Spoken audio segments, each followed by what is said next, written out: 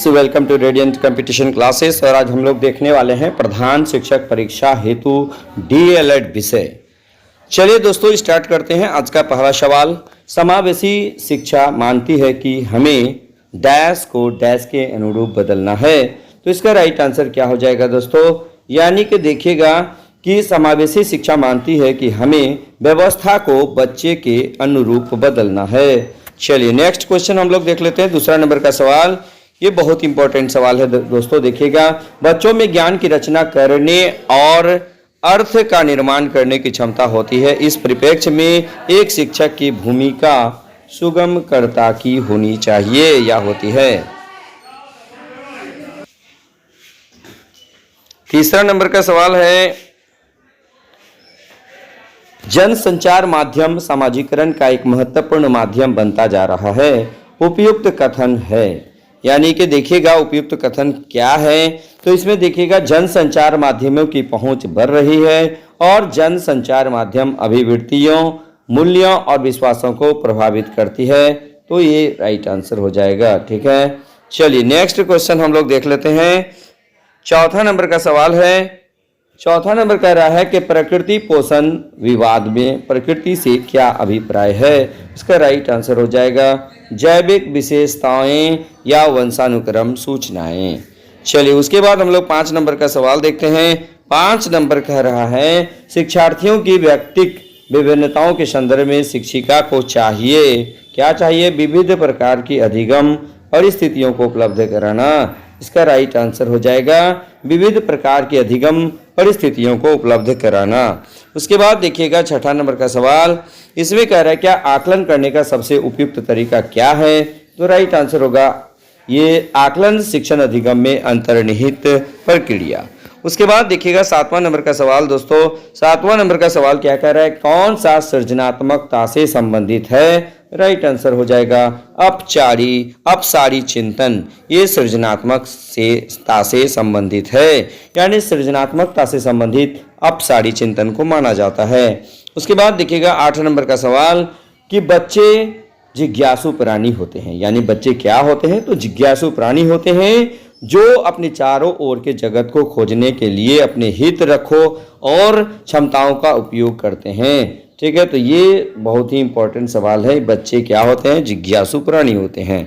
उसके बाद देखिएगा 9 नंबर का सवाल, बच्चों की त्रुटियों के बारे में सत्य है कि बच्चों की त्रुटियां उनके सीखने की प्रक्रिया का अंग है।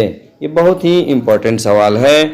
और आपको पता होगा कि जो भी हाई स्कूल में ये डीएलएड या बीएड से संबंधित विषय को किया है, निश्चित रूप से उनका रिजल्ट आएगा। बाकी जीके का कोई भी ओर छोड़ तो होता नहीं है दोस्तों। ठीक है, अध्यापक को यह सुनिश्चित करना चाहिए कि उनकी कक्षा के सभी शिक्षार्थी अपने आप को स्वीकृत और सम्मानित समझे। इसके लिए शिक्षक को चाहिए कि वह अपने शिक्षार्थियों की सामाजिक और सांस्कृतिक पृष्ठभूमि की जानकारी प्राप्त करे और कक्षा में विभिन्न मतों को प्रोत्साहित करे। ये इसका राइट आंसर हो जाएगा दोस्तों। ठीक है, चलिए उसके बाद 11 नंबर का सवाल देखिएगा।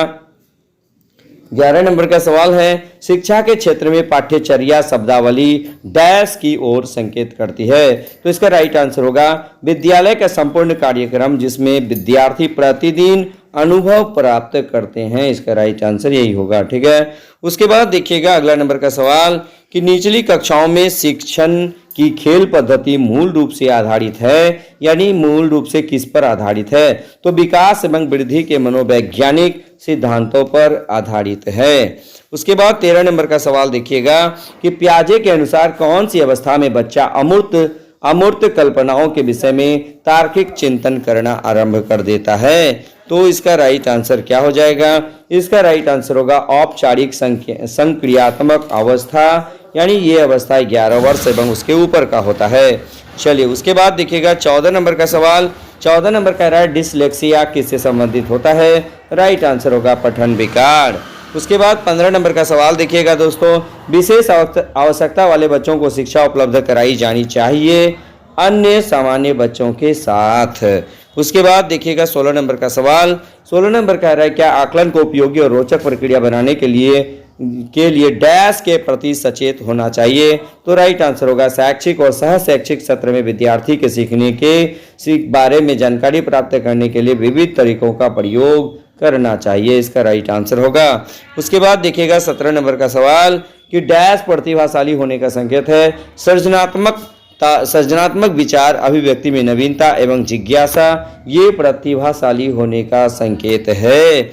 उसके बाद देखिए 18 नंबर का सवाल है, बच्चे दुनिया के बारे में अपनी समाज का सृजन करते हैं, इसका श्रेय दिया जाता है। राइट आंसर होगा पियाजे को दिया जाता है। 19 नंबर का सवाल देखिएगा, एक शिक्षक को अपने विद्यार्थियों की क्षमताओं को समझने का प्रयास करना चाहिए, इससे संबंधित उद्देश्य क्या होता है?